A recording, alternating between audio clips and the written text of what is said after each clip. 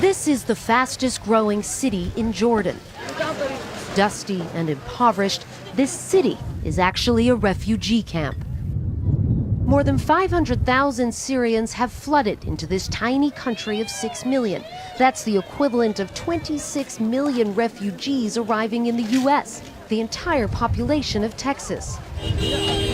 In a country that can hardly support its own population, the refugees are putting a strain on Jordan's water and electricity supplies. What we call guest labor. Jordanian lawmaker Mustafa Hamarne told us there's growing resentment against the refugees. This is really the first time where we hear people in this country very loudly articulating views against opening our borders to receive more and more Syrian refugees. So Jordanians are really starting to resent Syrian refugees? Yes, unfortunately, yes. The feeling of resentment is shared by the Syrians.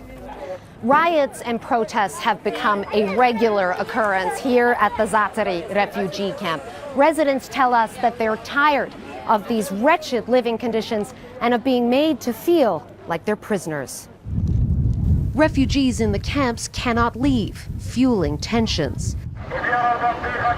Jordan's concerns are not limited to the refugee crisis. If the Assad regime falls, there are fears the fighting could spill over into Jordan, destabilizing a key ally of the U.S.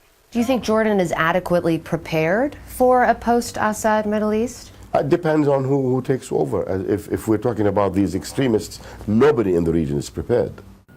There are a lot of things to prepare for, and Clarissa Ward is joining us in Jordan tonight. Clarissa, there are U.S. military trainers training Jordanian forces there now. What do you know about that?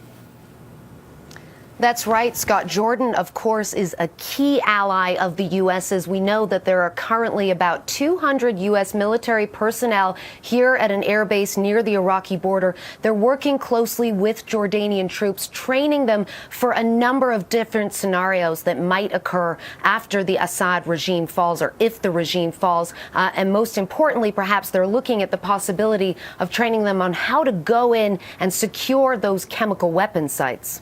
Clarissa Ward in Amman tonight. Clarissa, thanks very much.